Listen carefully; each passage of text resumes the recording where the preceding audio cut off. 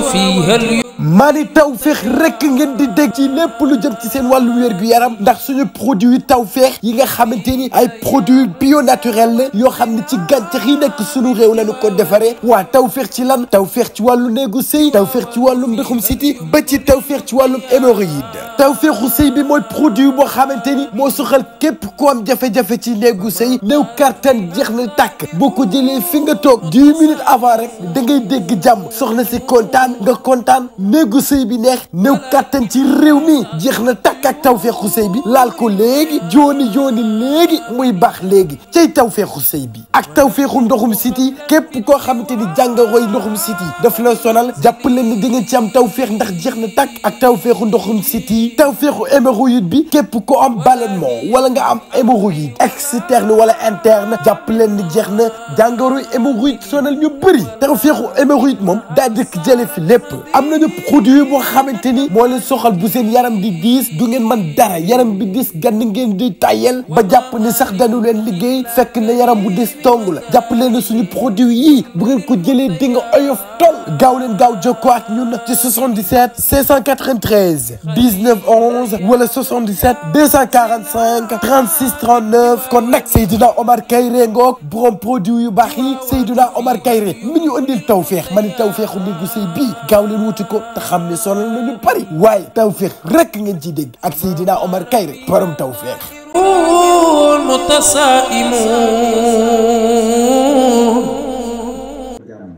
Des événements importants pour la Hadara. Au départ, ces gamous étaient sous la responsabilité de son frère, Serigne Cheikh Tidiane Sy Al Maktoum. Lui gérait le gamou de Ndar, Ndaguet, Louga et d'autres lieux importants comme ceux de Sokhna Oumou, Abrar et de El Hadj Lamine Diène à Dakar. Avec le temps, Serigne Cheikh Tidiane Sy Al Maktoum a décidé de céder la gestion des gamous à Serigne Abdoul Aziz Sy Al Amine. Ce transfert de responsabilité a suscité des mécontentements parmi certains disciples qui n'étaient pas d'accord avec cette décision. Ils ont même écrit une lettre à Serigne Cheikh pour exprimer leurs préoccupations. En réponse, Serigne Cheikh a clarifié sa position en affirmant que la décision n'était pas fondée sur des liens fraternels, mais sur une directive supérieure provenant d'une approbation spirituelle au-delà de ce qu'ils pouvaient imaginer. Il a expliqué qu'après la mort de leur père, Serigne Babacar Sy, il avait lui-même pris la responsabilité des gamous, en particulier ceux qui nécessitaient des précautions, comme ceux organisés sous des conditions de sécurité plus strictes. Selon lui, il ne voulait pas confier cette responsabilité à une personne extérieure à la famille tant que la situation n'était pas stabilisée.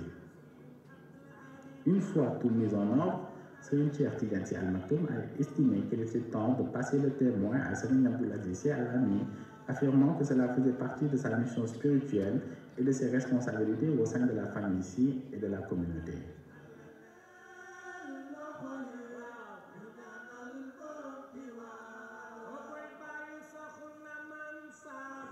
Après le décès de leur vénéré père, Serigne Babacar Sy, Mame Abdoul Aziz Sy Dabakh, frère de Serigne Babacar, fut désigné comme Khalife général des Tidjanes.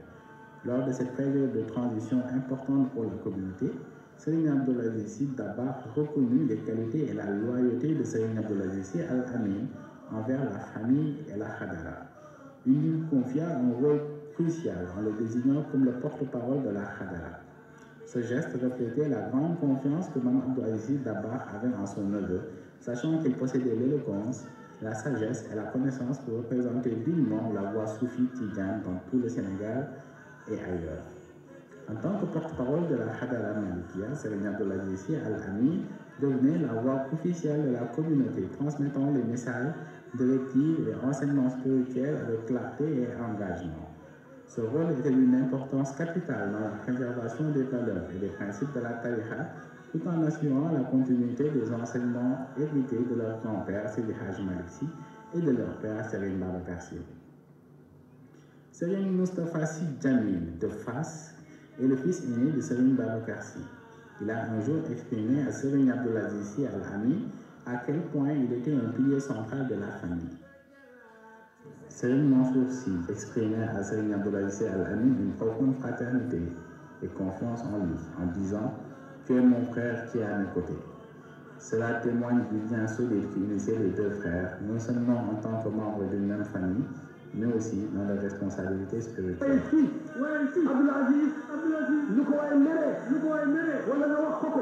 ko ci lu wéy ndigal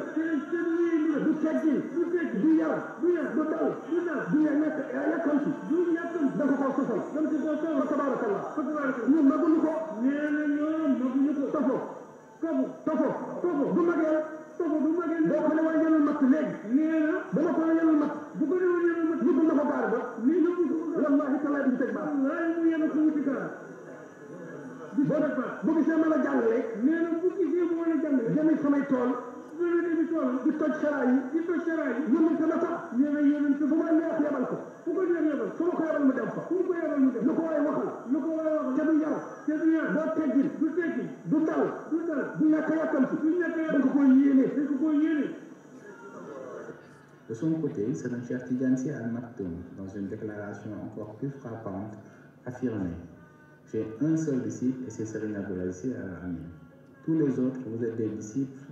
de Serigne Abdoul Aziz Sy Al Amine. Cette phrase souligne non seulement la reconnaissance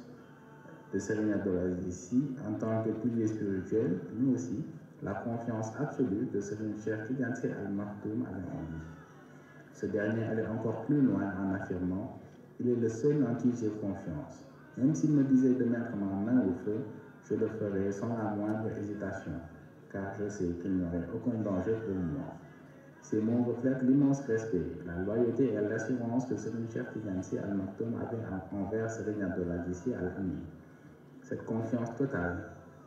est le signe de l'influence exceptionnelle et de la fiabilité de Serigne Abdoul Aziz Sy Al Amine dans la gestion des affaires familiales. En 1988, à Kedjamou, lors de l'une de ses dernières apparitions publiques, Serigne Cheikh Tidiane Sy Al Maktoum fit une déclaration historique. Tout ce qui concerne la religion, l'islam, la tariqa, les daïras et même la politique, je l'ai mis à la disposition de Serigne Abdoul Aziz Sy Al Amine. Écoutez bien, tout ce que nous avons partagé entre lui et moi, c'est lui qui vous le dira. Cette déclaration symbolisait la passation de responsabilité et la grande confiance que Serigne Cheikh plaçait en son frère. mu daan doxaloon ci gàmmu gi nag bi Abdoul Aziz Dabakh ñëwee mu sant ma ma di ko doxal di ko rendre compte lu ci yegg si mu laaj ma moom na ma ko daan doxalee ma wax ko foofu ma ko démb bu ñu ci jógee itam sëñ Mansour moom ñoo ko àndoon daan dox ko xam na ma mais suñu papa Abdou ñu ngi la dénkoon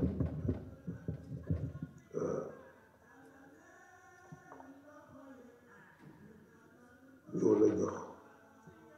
baat kër gi mën na tànk yeeg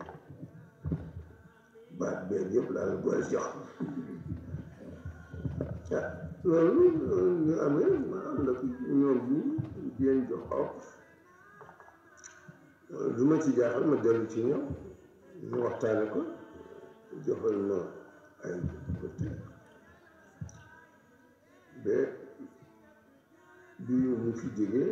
Cheikh Ahmed Tidiane ñëw foofu ñu bokk ndey bay yónnee délégation moom seen xalif bu raar ndax ku nekk xalif ba ci kenn gisagul ba léegi mu yónni délégation ñu jógee Dakar ñu ne leen Abdou Aziz li mu nekk dafa moom yàlla moo ko dénk kon ma fi toog di joxe ordre ñuy exécuté pour mu toog rek di ma rendre compte man maa ngi ci sama boppandi moo paree ne ay ñëw Serigne Abdou waxtu wu ma ko ne Serigne sa mission baa ngi lay xaar de mu ne xiifee parce que xam ne mission bi mu amee woon lan la waaw te wax naa ci suba bi ñu koy jullee ma ni amul ku mu rendrewul service ci famille bi amul ku mu rendrewul service ci diine ji amul ku mu rendrewul service ci tariqa bi ma wax ni mu nga tàmbalee ci Serigne Babacar Sy parce que fekkewul jamono Cheikh El Hadj Malick mais rendre na service Sëñ Babacar rendre na service Cheikh Hadj Mansour rendre na service Alhaji Abdoul Aziz mi ko defoon loxoom def ko porte-parole rendre na service Serigne Mansour Sy mi daan wax ni Abdoul Aziz mooy sama secrétaire mais sëñ Moustapha Sy Djamil sëñ Abdou dafa nekk ci daara ji am fukki at moom la defoon ndeyjoor moom la defoon confident moom Serigne Moustapha Sy Djamil yooyu yëpp daje fa tabarakallahu ma ni leen nit la woon koo xam ni amul lu ëpp 2 heures de sommeil ñaari waxtu façon bu nekk sëñ Cheikh jéem na ko récupérer pour di ko tëddloo heure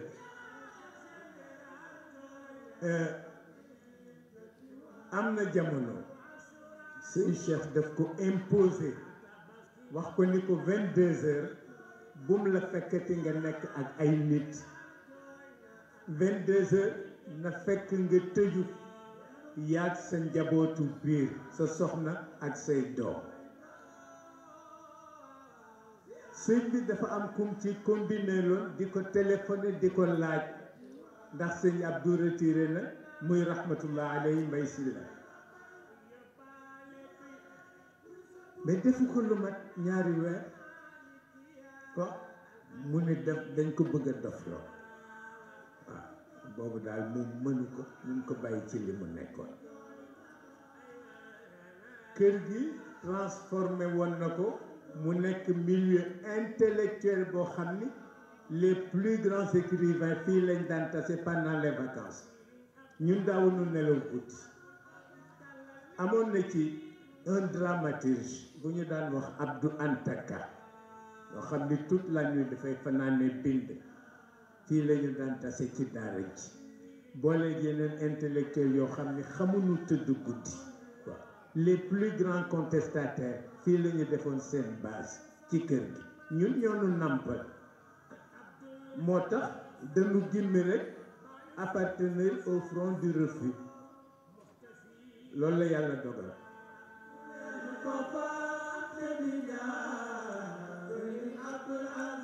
Ici à Lamine, dans son humilité, son savoir et sa sagesse, était devenu une figure incontournable de l'islam et de la tariqa tidjane au Sénégal.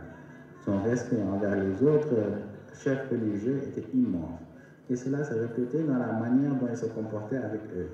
Lorsqu'il se déplaçait pour rendre visite à une famille ou à un calife, ce dernier le considérait comme son propre fils, tant son approche était marquée par l'humilité et la fraternité.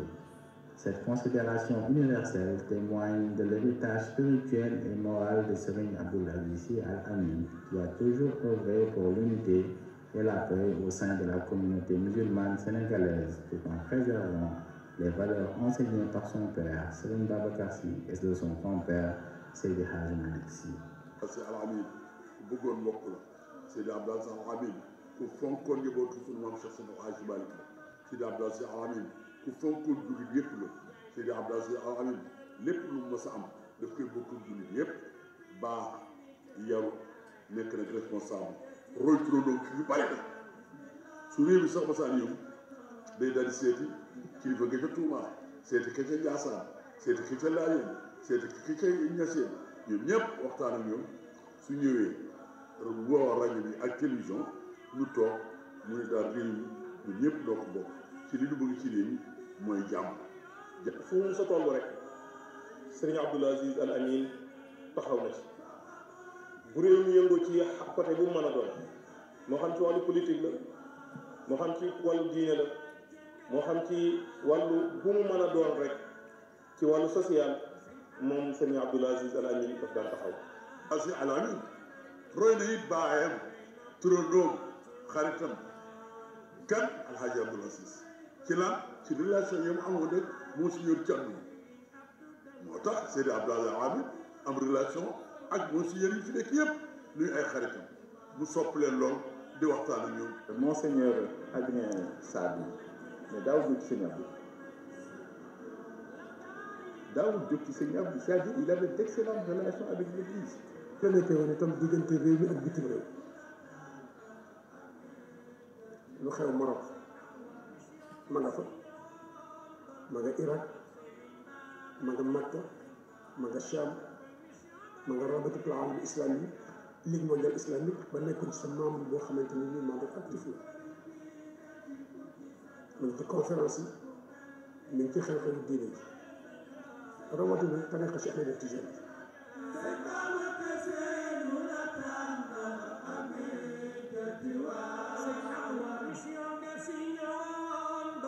Serigne Cheikh nag bi mu nekk ak Serigne Abdoul Aziz mu xam ni ku tarbiyewul doo am barke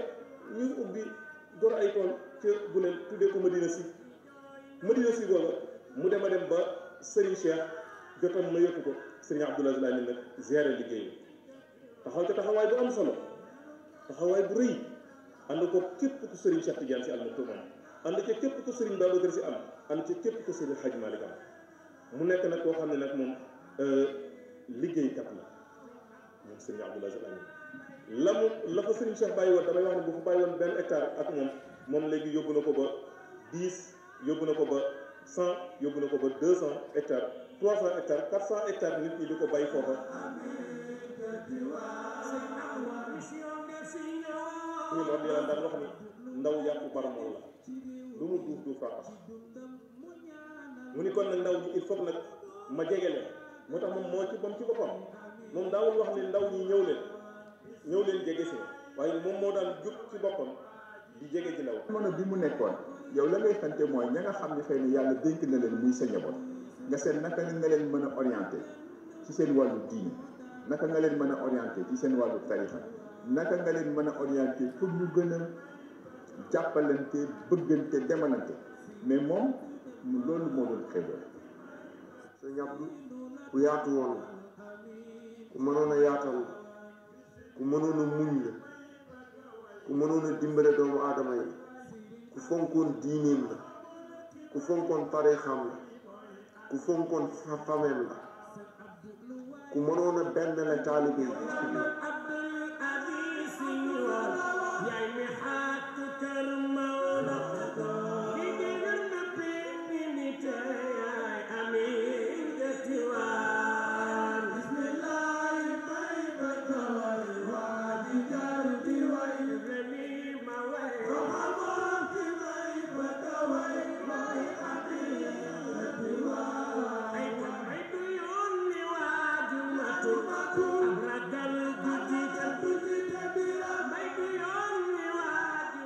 Seydil Hadji Malick yépp dajale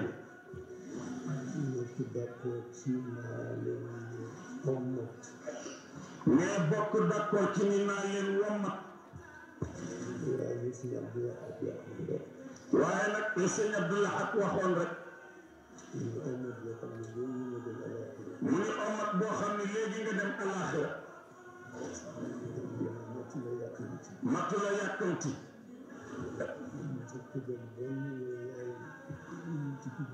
mais ku dem ba ñu ne la yaa wuute ku fi nekkoon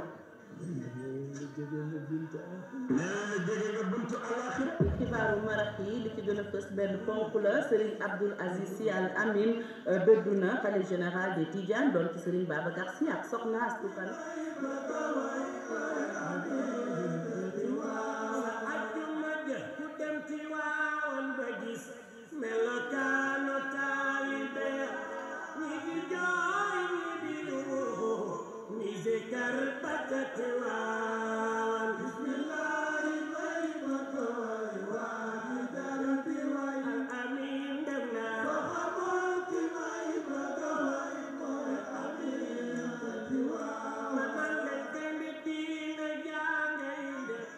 alxames bi muy génn àdduna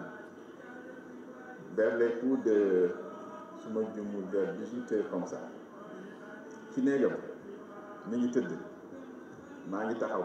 sëñ Pam Malick Sy radiyallahu taala anhu ngi taxaw doomam Abdou Hamid a ngi taxaw am na xale yi ñaar ñu fa nekkoon ak médecin bi ko doon seet te mi ngi tëdd nii mais li ma marqué mooy bi mu jeewoon ñu xool benn phrase rek la wax et il l'a dit en français ba noppi rek dafa ni je suis un bon citoyen. ndaw mooy yaakaar ne réew bu defaree jikko taxaw na mu war a taxawa xelu waa réew mi yëpp daal waaye bu dul loolu nag xel yu réew moo du dal kon nag da ngeen ci bàyyi xel bu baax a baax ngeen joxante loxo te bu leen bàyyi pàkk bi am bu leen bàyyi pàkk bi am bu leen bàyyi pàkk bi am yal na yàlla def leen mag yal na yàlla aar leen te nu bokk ci aar seen réew aar suñu diine ba loxo yàqkat di ci dugg aar suñu tariqa yi ba ñi leen di xeex du ñu am bunt bu ñu mën a jaar ba yàq li ñu bëgg a yàq ñu ngi leen di nuyu di leen ndokkeel